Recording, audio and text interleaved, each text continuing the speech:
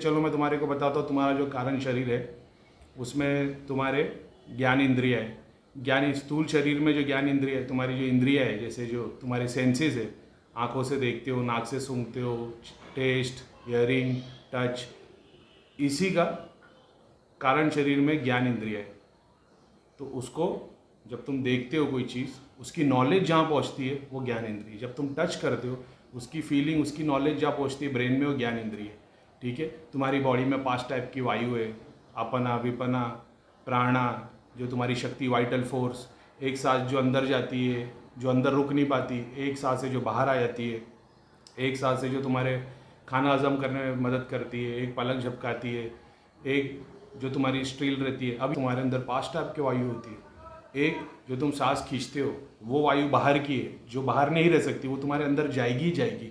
तो तुम कितनी देर भी सांस रोक के रखो, फिर एकदम से तुमको सांस खींचनी है। सेम चीज़, एक वायु ऐसी है जो अंदर रुक नहीं पाएगी, वो बाहर जाएगी। तो तुम कितना भी अंदर सांस रोक के रखो, बाहर निकल जाएगी। फिर एक है जो तुम्हारी बॉडी को होल्ड करके रखती है। एग्जाम्पल, जब तुम तीर कमान लेते हो और तुम वो स्ट्रेच करके रुके होते हो, तो वो एक एनर्जी है, वो एक वायु है जो तुमको होल्ड करके रखती है। एक जो ऊपर की तरफ उठती है, जैसे डकार आती है तुमको, एक जो नीचे की तरफ जाती है। मैंने बताया था जब तुम्हारी डेथ होती है तो तुम्हारी आत्मा, जैसे अगर तुम्हारे अंदर काम वासना है तो दुनिया में जितनों के पास काम वासना है उसकी तरफ वो अंश खींचे चले जाते हैं। तो एक तरीके से तुम्हारे को अगर वासना है तो उसका कारण किसी और की मृत्यु भी हो सकती है, क्योंकि तुम एक ऐसा समझो तुम एक एनर्जी पूल कर रहे हो। तुम्हारे अंदर ग्रीड है, तो जितने ग्रीडी मरेंगे ना, उसके अंदर से ग्रीडी का कुछ अंश तुम्हारे अंदर भी आ जाएगा, क्योंकि कि तुम ग्रीड की एनर्जी पूल कर रहे हो। समझ रहे?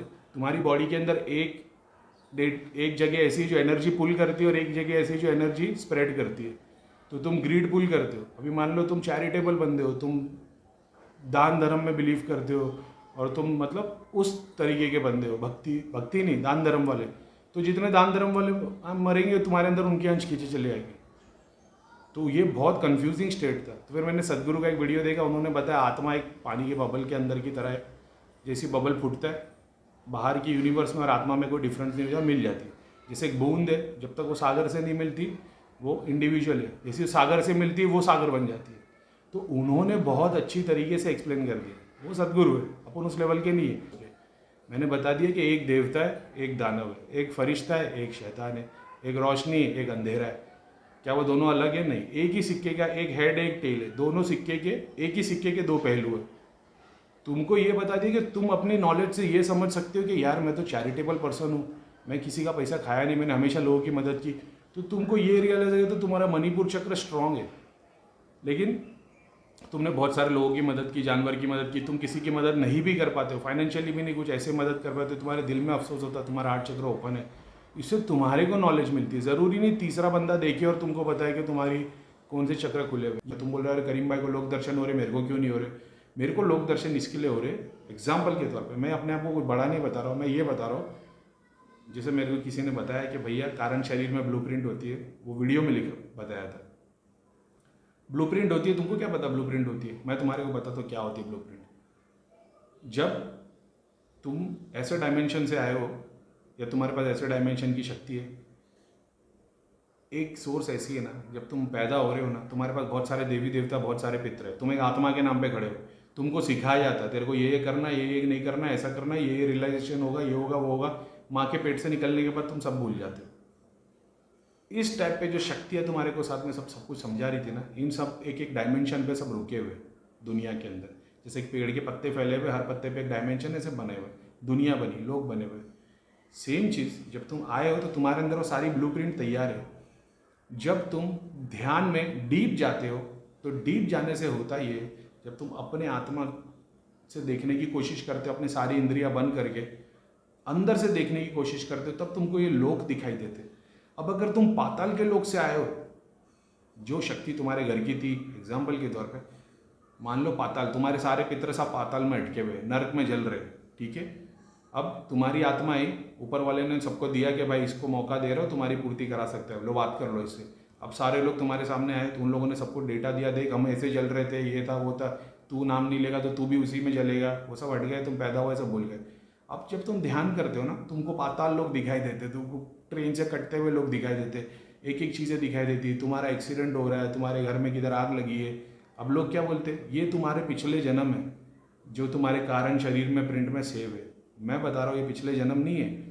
तुम जिस वंश से आए हो उन वंश वालों ने जो जो झेला है उसकी एक ब्लूप्रिंट बनी हुई है, तुम उसको देख रहे हो। अब सामने वाले क्या बोलते हैं, ये तुम्हारे कार्मिक रिकॉर्ड है, तुम इसको अगर ख़त्म कर दोगे तो तुम्हारी मुक्ति हो जाएगी।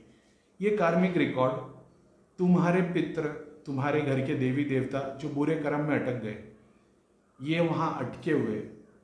जब तुम इनको देखते हो तो तुम इनके नाम का जाप करते हो, या जब तुम कॉस्मिक एनर्जी को पुल करके इनके निवारण के लिए काम करते हो, तो वो कॉस्मिक एनर्जी, वो देवी देवता, फरिश्ते, जिन, हर रिलीजन के, हर मतलब जैसे देवी देवता भी तो हिंदू मुसलमान है, ईश्वर उनका एक है। समझ रहे हो? ये लोग नमाज भी पढ़ते हैं, ये लोग पूजा भी करते हैं, इनको पता है ईश्वर एक है, मगर सबकी कम्युनिटी बनी है, सब लोग अपने अपने लिए तुम्हारे लिए प्रे कर रहे होते हैं। ये एनर्जी जब तुम्हारे लिए प्रे करती है ना, तुमको पता नहीं है दुआ की ताकत क्या है।